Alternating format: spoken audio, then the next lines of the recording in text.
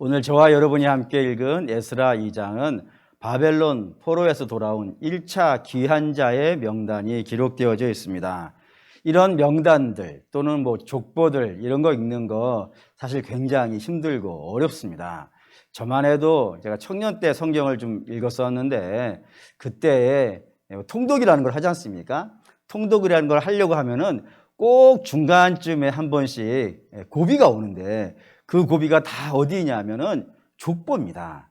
이름들 쭉 나오면은 거기가 이제 걸리죠. 그럴 때 이제 제가 마음에 결심을 해요. 여기를 넘어가야 되니까 넘어가야 성경이 통독이 되는 것 아니겠어요. 그때 어떻게 결단을 했냐면 이 족보는 하나님이 내가 성경을 통독하려고 하는 것을 테스트해 보려고 하는 하나님의 시험이다 말이죠.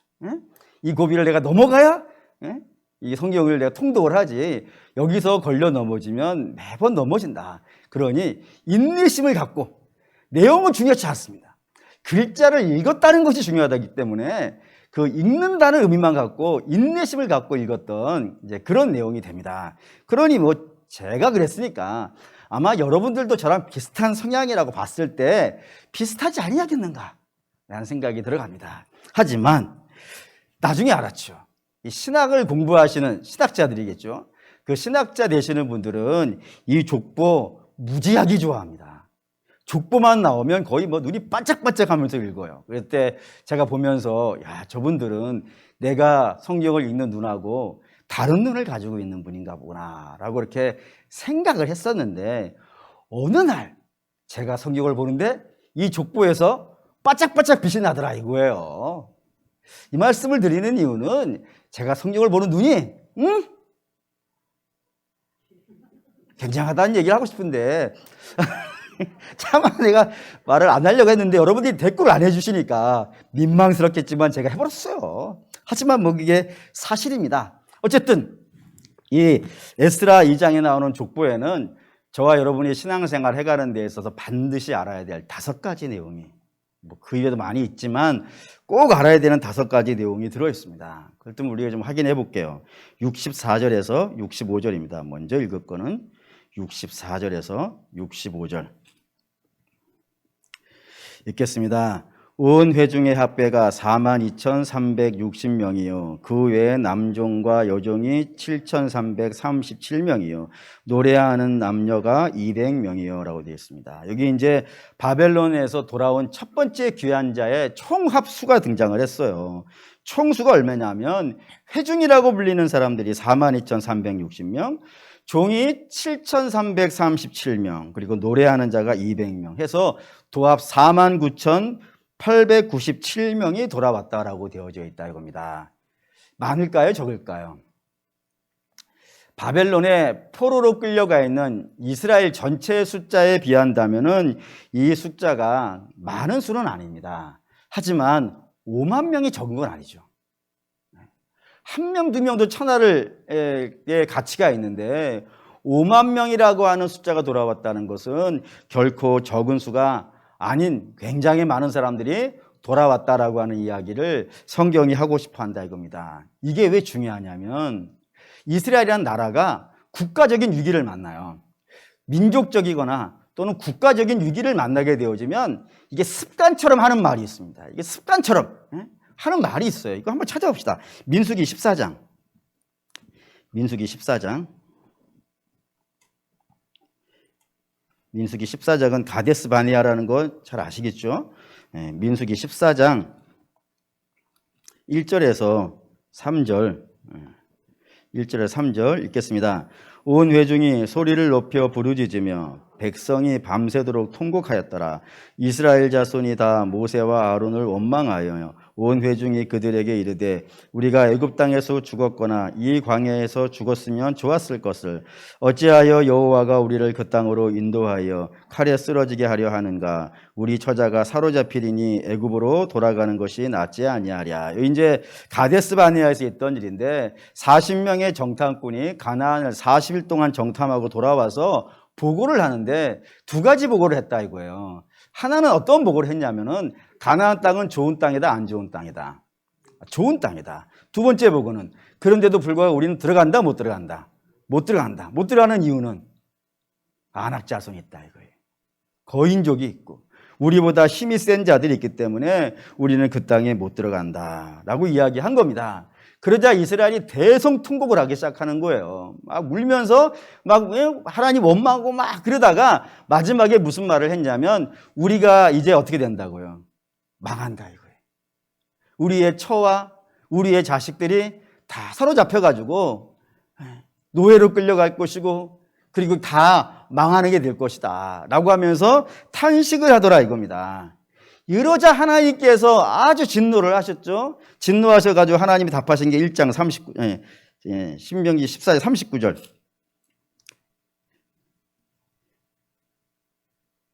예.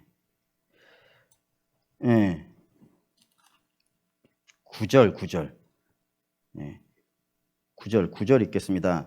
다만 여호와를 거역하지 말라. 또 그 땅의 백성을 두려워하지 말라. 그들은 우리의 먹이라. 그들의 보호자는 그들에게서 떠났고 여호와는 우리와 함께 계시더니 그들이 두려워하지 말라 하니라. 하나님께서 모세를 통하여서 저들을 두려워하지 말라 한단 말이에요. 그런데도 불구하고 이스라엘이 막 그러죠. 결과 봅시다. 1장 신명기 1장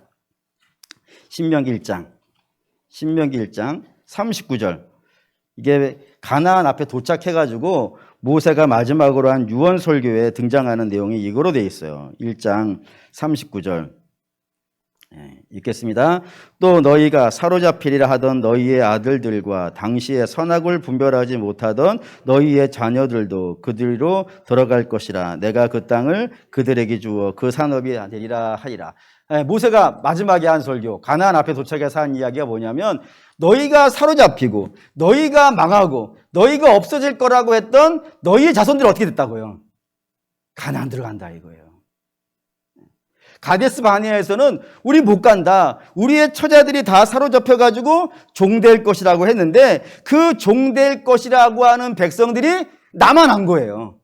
남아서 가나안에 들어갈 수 있게 되었다 이겁니다. 그러니 이스라엘이라는 나라의 운명이라고 하는 것이 적에게 달려있다는 거 아니에요. 적에게 안 달려있다 이거예요.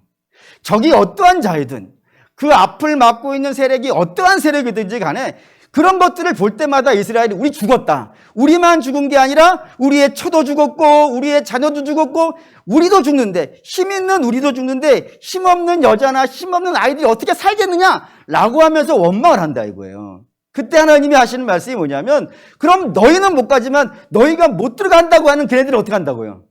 들어간다고요. 그러니까 이스라엘의 운명이라는 것이 세상에 달려있는 것이 아니라 이겁니다.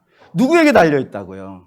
하나님에게 달려있다 이거예요. 그래서 하나님이 편들어 주시는 자는 그가 아무리 연약한 자다 하더라도 살아날 것이고 차지할 것이고 얻을 것인 반면에 하나님이 편들어 주시지 않는 자는 그가 누구이든지 간에 그가 장수이든 용사이든 뭐 성인 군자이든 누구든지 상관없이 하나님이 편들어 주시지 않은 자는 그가 누구든지 관계없이 못 들어간다 이거예요. 망한다 이겁니다. 이걸 하박국도 얘기를 해요. 하박국 내용을 읽게 됩니다. 하박국이 하나님께 따지면서 기도를 했어요. 하나님, 이 나라가 율법의 나라이고 하나님의 법이 주도하는 나라인데 왜 지금 그 율법들이 제대로 시행되지 않고 오히려 폭행과 악한 일들이 지속적으로 반복되고 있습니까? 근데 더 가슴 아픈 것은 그렇게 악한 일이 반복되어지고 있는 이 땅을 왜 하나님은 아무것도 안 하고 계십니까? 저 악인이 망하게라도 해주셔야 되는데 하나님이 아무것도 안 하십니까? 라고 하박국이 따진 거예요. 그래서 하나님이 내가 아무것도 안 한 것이 아니라 이제 어떻게 할 거라고요? 이스라엘 칠 거라 이겁니다. 그때 쓰는 채찍이 뭐라고요? 바벨론이라는 나라를 채찍으로 들어가지고 이스라엘을 칠 거다라고 이렇게 하나님께서 이야기를 하신 거예요. 그러자 하박국이 놀래가지고 하나님께 다시 물어요. 하나님, 악인과 의인을 같이 치신다 그러면은 의인 억울하지 않습니까? 그들 망하는 것 아닙니까? 악인을 망하게 해달라고 했지 의인도 함께 망하게 하라고 다 해달라고 제가 하나님께 부탁드렸습니까? 라고 하박국이 얘기했어요. 그러자 하나님이 유명한 말씀을 하신 겁니다. 이거 찾아봅시다. 하박국 2장 4절 1302페이지 1302페이지 아시는 내용이지만 하박국이 어디 있는지는 이럴 때 한번 찾는 거예요. 1302페이지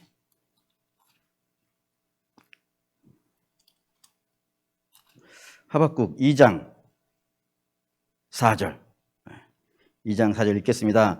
보라, 그의 마음은 교만하며 그 속에서 정직하지 못하나 의인은 그의 믿음으로 말미암아 살리라. 예, 의인은 뭘로 산다고요?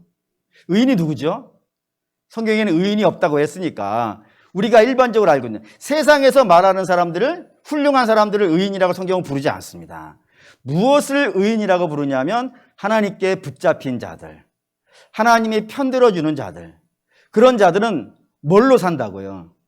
믿음으로 산다. 상황은 어떤지 상관없다 이거예요. 환경과 상황은 그들에게 어떠냐가 결코 중요한 문제가 아니라 이겁니다. 아무리 어렵고 아무리 힘들고 퍽퍽한 하루하루가 진행되어진다 하더라도 하나님이 편들어 주시는 자는, 그래서 하나님이 붙잡아 주시고 하나님이 붙잡아 주시는 힘으로 살아가는 자들은 그런 모든 환경 속에서도 살아내더라 못 살아내더라? 살아내더라 이겁니다. 오늘 본문이 그렇다 이거예요. 바벨론 포로살이를 70년을 했습니다. 이 70년 포로살이가 굉장히 힘들었다고 되어 있어요. 시편에는 두 종류로 이야기가 나오는데 첫 번째 이야기는 이런 거예요. 그 바벨론 포로로 끌려갔던 사람들이 하나님을 노래하기 위해서 평소에 쓰던, 우리식으로 말하면 기타나 피아노 이런 거겠죠. 그걸 비파라고 하는 것이 있었는데 비파를 나무에다 탁 걸면서 하나님께 얘기해요. 하나님, 다시는 내가 하나님 노래를 안 할 겁니다. 여기서. 얼마나 그 아픔이 힘들었으면 나 여기서는 도저히 마음이 너무 아파가지고 너무 고통스러워가지고 하나님을 찬양하며 기쁘며 춤추면서 찬양 못하겠습니다 라고 비파를 걸어버렸다 라고 하는 내용도 있고, 또 한 곳에서는 바벨론 포로에서 해방되어져 오는 그 날이 얼마나 신비롭고 놀라웠으면 꿈꾸는 것 같았다 라고 한단 말이에요. 생시 같지가 않은 거예요 그냥. 그러니까 얼마나 고통이 심했는지 그런 것들을 우리가 알 수 있단 말입니다. 그렇게 힘들고 어려운 인생이니 뭐 팍팍하죠. 근데 그 팍팍한 인생을 70년 바벨론 포로를 살이를 살았는데도 불구하고 이 민족이 사라지더라 안 사라지더라 이거예요. 안 사라졌다 이거예요. 다른 남들 같으면 70년 포로살이를 하고 나면 민족의 정체성도 종교의 정체성도 그런 모든 것들이 다 사라져가지고 결국에는 다 뭐가 돼요? 그 나라 사람이 돼버린단 말이에요. 이방 족속이 되어버린다고요. 그런데 그런 속에서도 5만 명이 믿음을 갖고 돌아왔다. 이거는 우리의 능력이다 아니다. 아니다 이겁니다. 하나님께서 우리를 도와주셨다고요. 어떻게 도와주셨냐면 예레미야 29장 10절. 예레미야 29장 10절 보죠. 예레미야 29장 1098페이지. 예레미야 29장 10절. 29장 10절 읽겠습니다. 여호와께서 이와 같이 말씀하시느니라. 바벨론에서 70년이 차면 내가 너희를 돌보고 너의 선한 말을 너희에게 성취하여 너희를 이곳으로 돌아오게 하리라. 그러니까 바벨론의 포로로 끌려갔다가 이스라엘이 다시 70년 만에 예루살렘으로 돌아오는 것은 누구의 의지라고요? 하나님 의지라 이거예요. 너희가 거기서 뭐를 하고 있든지 간에 내가 택한 자들은 내가 무슨 일이 있어도 어떻게 한다고요? 데려온다 이거예요. 그러니까 하나님의 의지가 저들을 붙잡아주고 있다는 사실을 성경이 이야기한다 이겁니다. 요게 이스라엘, 구약의 이스라엘만 그런 게 아니라 여기도 그래요. 고린도후서 보시죠. 사도 바울 얘기 좀 합시다. 사도 바울 고린도후서 298페이지 신약성경 298페이지 고린도후서 11장 24절에서 27절 읽겠습니다. 유대인들에게 40에 한 대 감한매를 5번 맞았으며 3번 태장으로 맞고 1번 돌로 맞고 3번 파손당하고 1주야를 깊은 바다에서 지냈으며 여러 번 여행하면서 강의 위험과 강도의 위험과 동족의 위험과 이방인의 위험과 시내의 위험과 광야의 위험과 바다의 위험과 거짓 형제 중의 위험을 당하고 또 수고하며 애쓰고 여러 번 자지 못하고 줄이고 목마르고 여러 번 굶고 춥고 헐벗었노라라고요. 예, 이 정도 되면 죽을 일이 어떻게 되어 있는 거예요? 죽을 일이 쌓여 있는 상태 아닙니까? 하나하나가 다 죽을 일이에요. 그 죽을 일이 쫙 쌓여 있는 거예요. 그런데도 불구하고 사도 바울이 죽었다 안 죽었다? 안 죽더라 이거예요. 하나하나가 다 죽을 일이라니까요. 그 죽을 일이 쌓여 있음에도 불구하고 그 쌓여 있는 죽을 일을 넘어가더라 이거예요. 왜 넘어가고 있을까요? 남들 같았으면 아직 골백보다 더 죽었을 거예요. 근데 안 죽고 넘어가더라 이겁니다. 왜요? 다 봅시다. 사도행전 23장. 사도행전 23장 11절. 신약성경 228페이지 사도행전 23장 11절. 11절 읽겠습니다. 그날 밤에 주께서 바울 곁에 서서 이르시되 담대하라. 내가 예루살렘에서 나의 일을 증언한 것 같이 로마에서도 증언하여 하리라. 하나님 모세 바울 어디 가야 된대요? 로마 가야 된다 이거예요. 하나님의 뜻이 그렇다 이거예요. 그러니 죽을 일이 첩첩삼중처럼 쌓여 있어도 바울은 죽을 수가 없는 거예요. 하나님의 의지가 있는데. 그럼 우리 사랑하는 믿음의 성도 여러분, 바라고 원하는데 여러분과 저의 목숨도 환경과 상황이 안 달려 있어요. 여러분이 죽을 일이 쌓여 있다 하더라도 낙심할 필요가 없어요. 우리는 우리 마음대로 못 죽어요. 할렐루야. 어떻게 죽어요? 우리는 언제 죽게 돼 있어요? 하나님이 천국까지 할 때 죽는 거라 이거예요. 그 전에는 여러분들이 당하고 있는 문제로 죽지 않아요. 하나님이 허락하셔야 돼요. 애굽에서 이스라엘을 끄집어내신 하나님, 바벨론에서 이스라엘을 꺼내신 하나님, 그리고 죄와 사망에서 우리를 건지신 하나님, 그 하나님께서 우리를 천국 데려가시기 전에는 이 땅에 있는 문제로 죽지 않아요. 그러니 내가 이것 때문에 죽겠다 이런 말 하지 마세요. 그것 때문에 안 죽어요.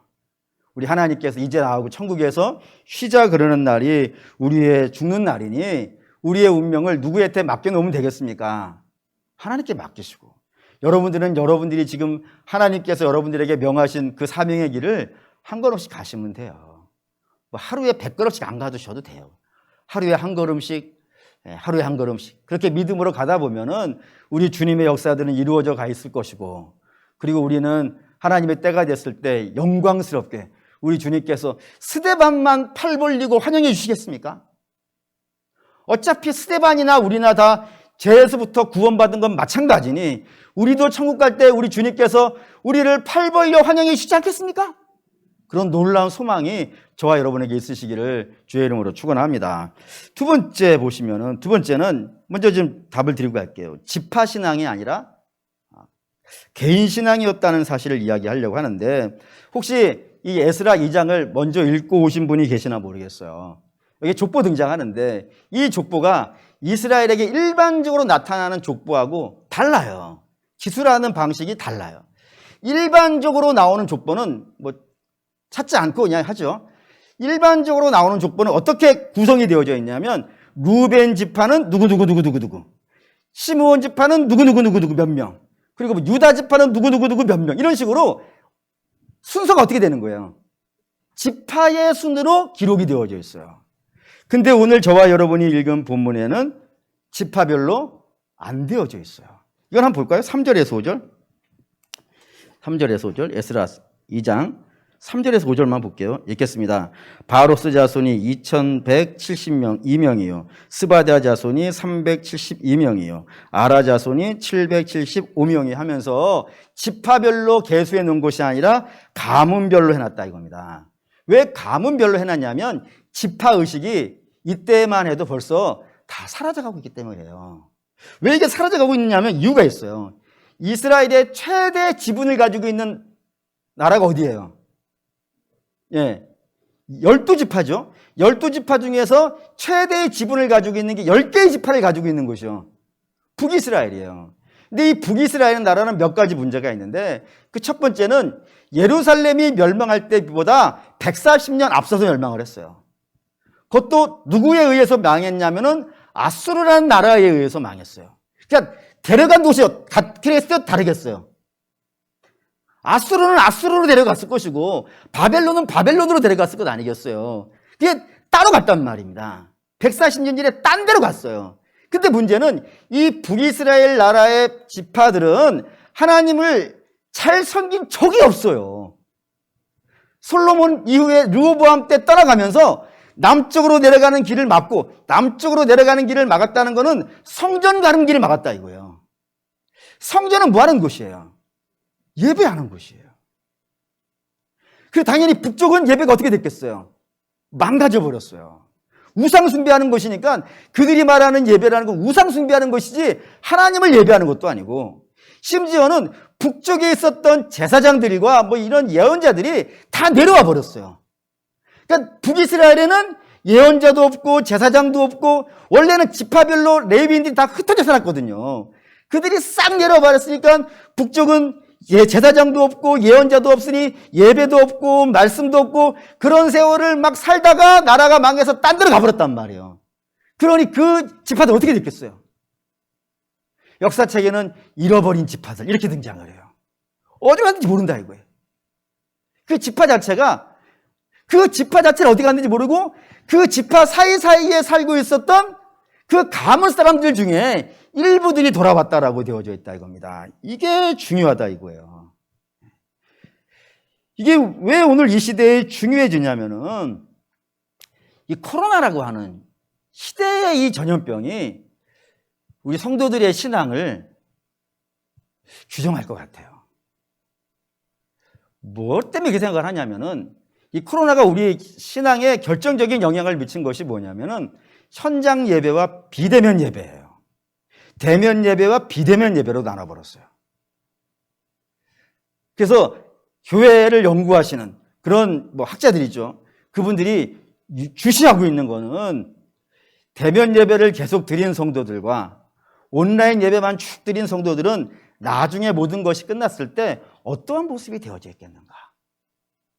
여기를 주목하고 있어요. 여러분 어떻게 될 것 같습니까? 간단한 예를 하나를 든다면은 학교 선생님을 통해서 들었는데 학교 선생님들이 그런 말씀을 하시는 거예요. 지금 학생들이 우리나라 해방 이후에 학력이 제일 떨어진다는 거예요.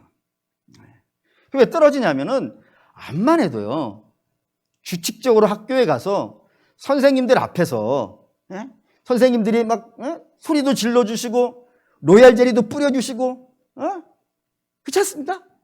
혼도 내고 공부 뭐 졸리면 가서 눈도 찔러주고 뭐 눈 찔리면 안 되지 요즘은요. 어쨌든 자꾸 간섭 받으면서 공부를 해야지 성적이 늘지.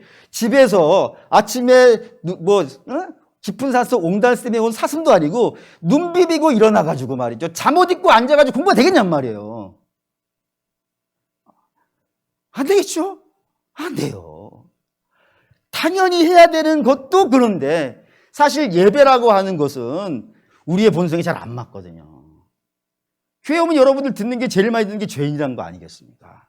죄 이야기 제일 많이 하고 본성이 잘 안 맞는 거예요.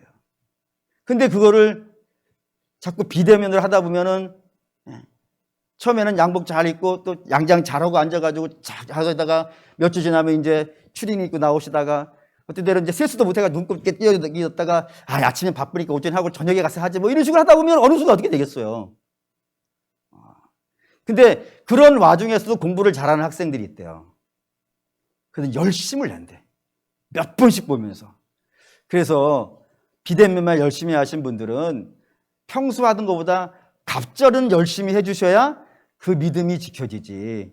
그렇지 않으면은 믿음이 그동안 있었던 것도 휘청휘청하지 않겠는가 라는 생각이 지금 들어간다 이겁니다. 고로 사랑하는 믿음의 성도 여러분, 바라고 오는데 우리 주께서 그날이 가까운 볼수록 더욱 어떻게 하자고요? 더 모이기라고 그랬어요. 그래서 우리는 모여야 된다 이겁니다. 우리는 민주당이 아니고 우리는 국민의힘도 아니고 우리는 예배당이에요. 어디로 모여야겠어요? 예배당으로 모여야 될 줄 믿습니다. 그러니까 좀 잘 조심하셔가지고 우리 예배당에 열심히 모여서 예배를 잘 해야 신앙은 어차피 여러분 가문으로 이제는 천국 가문으로 안 가요. 이스라엘 지파로 돌아온 게 아니라 가문으로 왔다 그랬죠. 지금은 가문으로도 천국 안 가요. 지금은 천국 뭘로 가요? 여러분 각자의 믿음으로 가시는 거예요. 남편 같다고 부인 따라가는 거 아니고 남편과 아내가 실과 바늘인 건 이 땅에서 그런 것이지 천국 갈 때도 실과 바늘은 아니에요. 부모와 자녀도 천국 갈 때는 부모와 자녀로 가지 않아요. 다 개인의 믿음으로 가는 겁니다. 사랑하는 우리 믿음의 성도 여러분, 바라고 원하는데 우리 사랑하는 모든 성도들은 그 각자 한 분 한 분들이 어느 곳에 있든지 하나님을 믿고 신뢰하고 예배하고 주를 기뻐하는 그런 개인 신앙들이 충만하시기를 주의 이름으로 부탁을 드리겠습니다. 세 번째 36절에서 41절 볼게요. 36절에서 42절 읽겠습니다. 제사장들은 예수와의 집 여다야 자손이 973명이요 임멜 자손이 1052명이요 바수엘 자손이 1247명이요 하림 자손이 1070명이더라. 레위 사람은 호다위야 자손 곧 예수야의 갓마엘 자손이 74명이요 노래하는 자들은 아삽 자손이 128명이요 문지기의 자손들은 살룸과 아델과 달문과 악굽과 하다자와 소베 자손이 모두 139명이었더라. 뭔 얘기 하려고 그러냐면 야곱의 12아들 중에서 세 번째 아들이 누구죠? 네, 세 번째 아들이 레위입니다.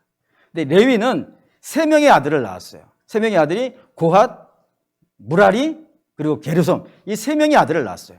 그 중에 고핫 자손이 그 밑에 아들을 쭉 낳았어요. 그 아들 중에 하나가 아브라함이라는 아들이 있어요. 그리고 그 아브라함이라는 사람이 두 명의 아들을 낳았어요. 그 두 명의 아들은 여러분이 알아요. 누구죠?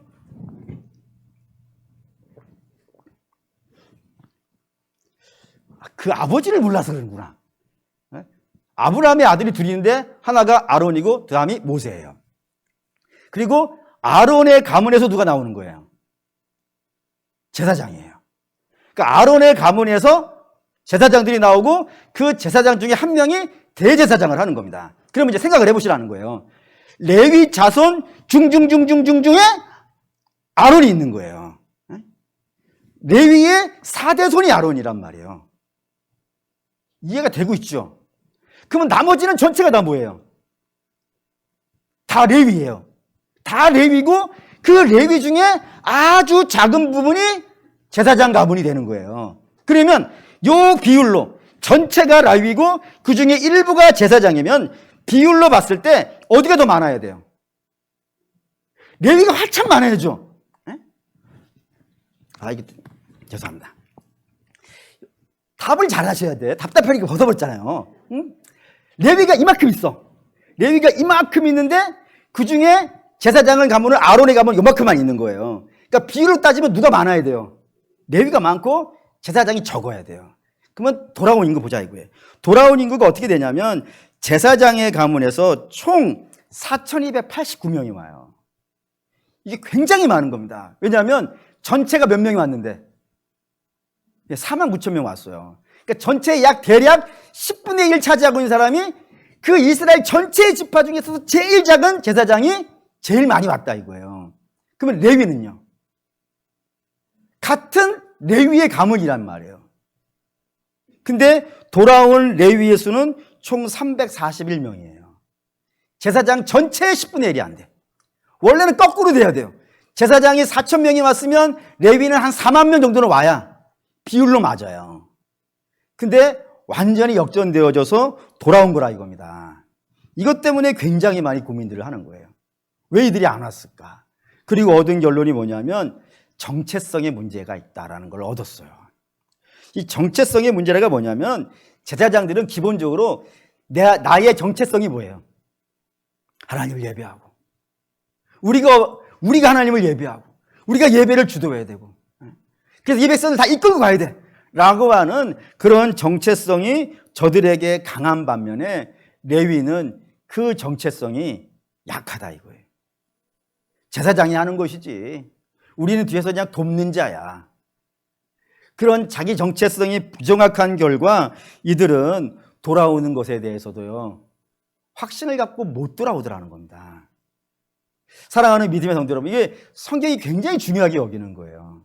자기 정체성. 예를 들어 볼게요. 야곱은 그의 이름이 야곱인 이유가 아버지가 그가 나올 때 형의 발목을 잡고 나왔기 때문에 너는 발목 잡는 인생이라고 하는 의미에서 야곱이라고 이름을 지어준 거라 이겁니다. 근데 그 이름이 존재하는 동안에 야곱은 계속 뭐예요? 형의 발목이나 잡고 살아요. 상대가 누구냐면 하나님을 상대하는 자가 아니라 아버지의 재산을 얻기 위해서 형을 상대하는 자가 되어져 있는 것이 야곱의 인생이라 이겁니다. 근데 그 야곱의 인생에 역전 현상이 발생되어지는 장소가 어디였냐면 야복강이었습니다. 이 야복강에서도 야곱이 형의 문제를 가지고 하나님 앞에 나갔었는데 결국에는 형의 문제는 잊어버리고 어떤 문제로 바뀌어요? 하나님 나를 복 주셔야 내가 낳아주겠습니다라고 하나님 문 잡는 문제로 바뀌었단 말이에요. 그러자 하나님이 이제 야곱에게 말씀하시는 거예요. 너 이제 야곱하지 마. 너 이제부터 뭐해? 이스라엘이야. 이스라엘 뜻이 뭐예요? 하나님과 겨루는 자라 이거예요. 너는 이제 형 잡는 인생 하지 말고 하나님 잡고 어떻게든지 해보려고 해. 너가 복 안 받고는 형이 있느냐 없느냐에 너의 복이 달려있는 것이 아니라 내가 너에게 복을 주면 복을 받는 것이고 내가 너에게 복을 안 주면 복을 안 받는 거니까 너는 나를 상대하는 자가 되어야 되라고 자기 정체성이 바뀐 때가 야복강이라 이겁니다. 하나님 야곱 그렇게 얘기를 원한다고요. 이게 베드로도 마찬가지입니다. 베드로의 원래 이름이 뭐예요? 목사님 베드로의 원래 이름 베드로 아닌가요? 아닙니다. 베드로의 원래 이름은 노래에도 나와요. 요한의 아들 시몬아. 시몬의 뜻을 아시는 분? 시몬의 뜻은 들음이에요. 들음. 그래서 사무엘 하면은 모음 없어요. 히브리어는 시옷 미음이 들어라. 응? 그래서 사무엘 하면은 하나님을 들어라 이거예요. 그런 식으로 그래야 돼요. 그러니까 베드로는 시몬이 그냥 들어야 듣는 자예요. 듣는 자. 뭘 듣는지는 잘 모르겠어요. 알아도 듣겠지. 근데 주께서 너 그 이름으로는 안 돼. 너 이름 바꿔. 하면서 주신 이름이 뭐예요? 그게 게바예요. 게바는 히브리어로 반석이고 그 히브리어를 헬라어로 읽으면 뭐가 되는 거라고요? 그게 베드로라 이거예요. 주가 가지고 있는 베드로의 정체성은 너는 교회의 중요한 인물이 돼야 돼. 너의 고백이 교회의 반석이 될 거야. 그래서 너는 반석같이 서가지고 주님의 교회를 잘 지켜가는 그런 사람이 되라고 하는 의미에서 정체성을 베드로라는 이름으로 주셨다 이겁니다. 그 변덕심한 자를, 그 기복심한 자를 반석으로 삼아주신 것이 우리 주님이라 이겁니다. 그리고 우리 정체성을 잘 가지셔야 돼요. 그러면 사랑하는 우리 믿음의 성도 여러분, 여러분들의 정체성은 뭡니까? 물론 여러분 각자의 이름이 있겠지만 교회에서는 각자의 이름보다 더 중요한 여러분의 정체성이 있습니다. 그게 뭐예요? 성도입니다. 근데 이걸 잘 잊어버려요. 그래서 어떤 분들은 간혹 이런 말을 해요. 우리가 신앙생활을 목사님처럼 해야 될 게 뭐가 있겠습니까? 라고 하면서 여러분들의 신앙을 어디 밑에 놓으려고 그러냐면 제 밑에 놓으려고 하시는 분들이 종종 있습니다. 근데 사랑하는 믿음의 성도 여러분, 목사는 믿음이 좋아서 목사한 게 아닙니다. 제가 신학교 갈 때가 25살이었는데 그때 믿음이 좋아봐야 얼마나 좋았겠어요. 물론 그때도 하늘을 들었다 놨다 한 걸 증명할 수가 없네. 근데 믿음이 좋아야 얼마나 좋겠어요. 어떤 학생들은 19살 이럴 때 가는데 믿음이 좋으면 얼마나 좋겠으며 신앙이 좋으면 얼마나 좋아서 가겠어요. 단지 그가 목사가 된 것은 뭐 때문인 거예요?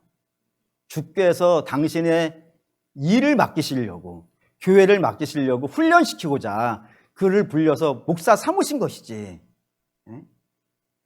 저와 여러분들의 정체성은 동일해요. 다 성도예요. 그래서 주께서 이렇게 물으시지 않습니까? 너희는 택한 족속이요 왕같은 제사장이며 거룩한 나라요 주의 소유가 된 백성이니. 이거 일반 목사님들에게 부른 말이 아니에요. 이거 베드로가 쓴 편지이고 베드로서는 일반 서신이라 그래서 그냥 교회로 보낸 거예요. 그냥 교회로. 아무나 읽을 수 있도록. 여러분 전체가 다 우리는 성도라는 개념을 가지고 있어요. 그래서 성도가 좀 약해 보이면 우리 헬라어로 읽을까요? 헬라어로는 하기오스라 그래요. 하기오스는 거룩한 자예요. 더 세요. 그러니까 여러분 저는 분명히 하늘나라 가면 하나님이 목사라고 하는 기준으로 저에게 심판을 하실 거예요. 너 목사답게 했냐? 목사답게 안 했냐? 이걸로 평가를 하실 겁니다. 그럼 여러분들은 가서 평가 받을까 안 받을까요? 한 번 죽는 것은 사람에게 정한 것이요. 그 이후에는 심판이 있으니까 여러분들 다 심판 받을 거예요. 그때 심판을 자리에 섰을 때 여러분 딱 오면은 하나님 저 부르시는 거예요. 박사 너 여기 와봐. 그래서 얘보다 나아? 못하. 이거로 집합할 것 같습니까? 그렇지 않습니다. 여러분들은 주의 피로 사신 성도인이 그 피에 맞게 살았냐로 볼 거예요. 거룩한 삶을 살았느냐, 누구보다 잘했느냐 못했느냐, 이런 비교 등급 없어요. 네가 성도로 살았냐, 살지 않았냐, 그것이 사랑하는 믿음의 성도 여러분, 우리의 평가 기준이 될 거라 이겁니다. 고로 여러분들은 바라고 원하는데, 제가 싫어하는 말 있죠. 여러분 스스로 쓰지 말아달라고 부탁드리는 말이 있어요. 뭐죠? 평신도. 평신도는 교황이 당시 자기 앞에 있는 성도들을 무시하려고 쓴 이름이에요. 니들은 아무것도 몰라. 뭘 안다고 그래. 성경 봤어? 아무것도 몰라. 그러니 너희는 내가 헌금하라면 헌금하고,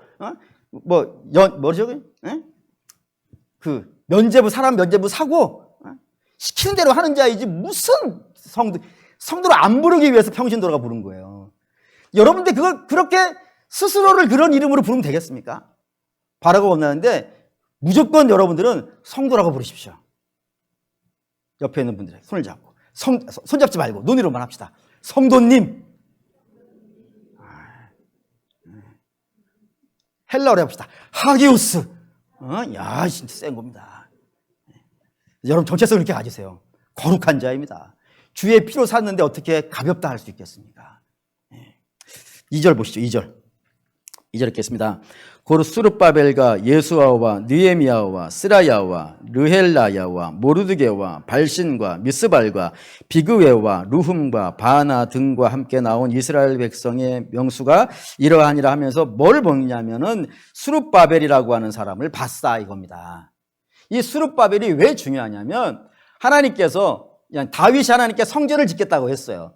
그때 성전을 짓겠다고 할 때 하나님께서, 야, 네가 나한테 지어줄 집이 있는 게 아니고 집은 내가 너한테 지어줬어 지금까지. 그리고 앞으로도 너를 지어줄 것이고, 심지어는 너의 가문이 영원히 망하지 아니하도록, 너의 왕위가 영원히 망하지 아니하도록 내가 나라를 세워줄 거야 라고 하나님께서 그렇게 말씀하셨단 말이에요. 근데 그게 이스라엘의 걸림돌이 됐어요. 왜 걸림돌이 됐냐면은 나라가 망한 거예요. 나라가 망했으니까, 그러면 하나님의 약속이 어떻게 된 거예요? 그럼 끝난 건가? 분명히 다윗의 나라는 안 망한다 그랬었는데, 아니 망했네? 그럼 이거 끝난 건가? 하나님 우리에게 사기친 건가? 이런 생각들이 들어갈 수 있는 타이밍이었단 말입니다. 그때 이스라엘을 데리고 돌아온 자가 누구였다고요? 수르바벨이라. 그가 누구냐면 다윗의 손자예요. 그러니까 다윗의 나라가 잠깐 멈춘 것 같았지만 계속 이어져 가고 있다, 안 이어지고 가고 있다? 이어져 가고 있다 이거예요. 근데 문제는 여기에요. 그리고 나서도 이스라엘은 망했어요. 헬라에게 망하고 로마에게 망했어요. 그러면 다윗의 나라는 끝난 거예요, 안 끝난 거예요? 안 끝났다 이거예요. 왜요? 예수 그리스도께서 다윗의 가문으로 오셨다 이거예요. 그래서 나라를 세우셨는데 그 나라는 이 땅에 있는 어떠한 나라도 망하게 할 수가 없어요. 왜요? 하늘나라거든요. 이 땅의 나라는 뭐 원자폭탄 쏘고 막 이러면 없어지잖아요. 하늘나라는 원자폭탄을 다 터뜨려도 거기에 기스 하나 낼 수가 없어요. 어디 있는지도 모르는데 우리만 알지.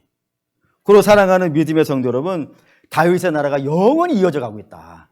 그리고 저와 여러분은 그 어느 나라에 소속되어 있다고요? 영원히 망하지 않는 나라에 소속되어 있다고요. 그럼 여러분과 제가 망하겠어요, 안 망하겠어요? 안 망해요. 믿음의 확신을 가지세요. 가끔 우리의 죄로 인해서 실패할 수 있고 하나님의 부여하신 역사를 이루시기 위해 잠시 연단할 수는 있을지 모르겠어요. 하지만 그 나라는 망하지 않듯이 그 나라 안에 살고 있는 주의 백성들도 망하지 않습니다. 그런 확신이 저와 여러분이 있길 바랍니다. 68절, 69절 하나만 더 보시죠. 68절, 69절 읽겠습니다.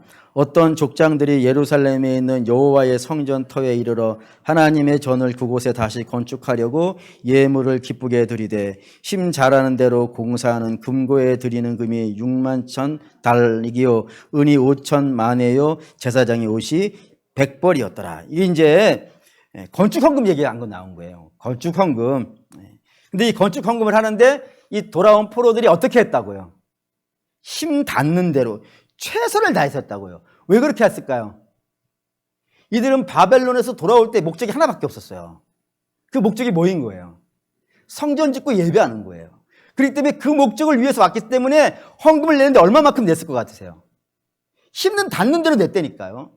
그럼 힘 닿는 대로 낸 게 얼마일 거예요? 라는 거예요. 얼마를 냈길래 힘 닿는 대로 냈다고 이렇게 쓸까요? 이게 뭐 은이나 옷은 뭐 별로 값어치가 안 나가니까 금으로만 따지는 거예요, 항상. 금이 6만 1,000다리기를 냈다는 거예요. 이걸 힘 닿는 대로 냈다고 하는 거예요. 그러니까 우리의 느낌으로 6만 1,000다리기니까 어마어마할 것이다 라는 생각이 들지요. 든다 이거예요. 근데 이게 얼마냐면은 지금 돈으로 말하면 6억 7천만 원이에요. 많아요, 적어요? 총수로 보면 많지. 총수로 보면 많아요. 근데 이거를 돌아온 백성들이 됐다니까요. 몇 명 들어왔다고요? 4만 9천 명. 4만 9천 명으로 6억 7천을 나누는 거예요. 그럼 1인당 얼마 냈는지 아십니까? 제가 계산해 왔어요. 복잡할 것 같아가지고. 1인당 14,000원씩 냈어요. 힘 닿는 대로 낸 게 14,000원이에요. 그럼 아니 왜 그렇지? 라는 생각이 들어갈 수밖에 없죠. 그 이유가 있다 이겁니다. 그 이유가 뭐냐면 이들이 그러니까 바벨론에서 해방이 되는 게 계획되어져 놓고 뭐 10년, 20년 준비해서 해방되어진 것이 아니라 어떻게 해방됐다고요? 느닷없이 갑자기 해방된 거예요. 그러니까 갑자기 해방됐으니까 갑자기 와야겠죠. 갑자기 올라 그러면은 동산들이야 처분하기 쉽겠지만 부동산들은 어떻게 하겠어요? 집도 있겠지. 거기서 70년을 살았는데 뭐 학구방 같은 집이라 하더라도 조그만 집도 있을 것이고 자기의 밭도 조금씩은 있겠죠. 그 부동산을 처분해야 된단 말이에요. 근데 나는 지금 팔아야지. 팔아야 돈 될 거 아니겠어요. 가서 헌금해야 되는데 여러분도 그런 마음 있잖아요. 교회에서 헌금하라고 뭐 팔고 싶죠. 근데 팔아야 되는데 나는 내일인데 나는 오늘 가야 돼. 내일 가야 돼요. 그러면 그거 살려고 하는 사람이 어떻게 하겠어요? 그거 맞춰서 사주겠어요? 기다리겠어요? 저라면 기다려주지. 착한 사람이니까. 아니, 저라면 빨리 가서 돈 내줘. 너 이사 가야 된다며? 그럼 내가 빨리 줄게. 하고 빨리 주지만 대개의 경우는 뭐 급한 건 너고 난 안 급해. 팔려면 알아서 팔아. 그렇게 하겠죠? 그러면 비싼 값에 넘길 수 있겠어요? 없겠어요? 못 넘겨요. 그러니까 느닷없이 팔고 와야 되기 때문에 대부분 다 헐값으로 넘기고 왔다 이겁니다. 그걸 왜 헐값으로 넘기고 올까요? 70년을 거기서 사실 노예로 살았다는 건 벌레처럼 사는 걸 텐데 개처럼 벌어서 정승처럼 써야 될 판인데 그거를 정말 개처럼 팔아서 지렁이같이 팔아버렸으니 마음이 어떻겠냔 말이에요. 근데 그걸 기쁘게 놓고 왔대요. 왜요? 저들의 목표는 예배하는 거니까. 성전 짓고 예배하는 거니까. 그게 목표니까. 사랑하는 여러분, 그게 믿음입니다. 믿음은 손해보는 겁니다. 믿음을 어떻게 이익을 보면서 여기 사업체도 아니고 어떻게 여기서 이문을 남기고 내 기쁨을 남기고 나의 즐거움을 남기기 위해서 신앙생활을 할 수 있겠어요. 가뜩이나 죄로 가득 차 있고 어그러지고 거스른 세대 한가운데에서 신앙생활을 하고 있는데 어떻게 손해 안 보고 신앙생활이 가능하겠습니까? 손해 보는 거예요. 근데 놀라운 건요. 그 손해가 손해로 끝나지 않더라 이겁니다. 왜죠? 하나님이 계시니까. 성경은 이렇게 해요. 한 알의 미랄을 심는 거예요. 한 알의 미랄을 내가 심었어요. 그러면 그 미랄이 땅에 심겨져서 묻어졌으니까 내 거가 아니죠. 땅에 들어갔고 썩어서 없어졌어요. 근데 놀라운 것은요. 거기에서 자라서 30배, 60배, 100배를 나게 하시는 것이 하나님이시더라 이겁니다. 그리고 사랑하는 믿음의 성도 여러분 바라고 원하는데 신앙 묻는 겁니다. 내가 뭘 얻는 게 아닙니다. 새가족은 교회 와서 나를 알아주지도 않네, 뭐 대접도 안 해주네 그렇게 마음 상할 수 있어요. 근데 믿음의 직분이 집사 이상 되신 분들은 교회에서 뭐들 하지 마십시오. 여러분은 묻는 겁니다. 그 헌금도 내는 거잖아요. 다 묻는 거예요. 묻고 땅의 것을 묻고 하늘의 것을 또 얻는 겁니다. 그게 믿음이거든요. 이런 마음으로 이 바벨론 포로들이 돌아왔다 이겁니다. 14,000의 전 재산인 사람들. 하지만 예배가 기뻐서 그 전 재산을 내놓는 사람들. 그런 믿음이 오늘 저와 여러분에게 있으시기를 주의 이름으로 축원합니다.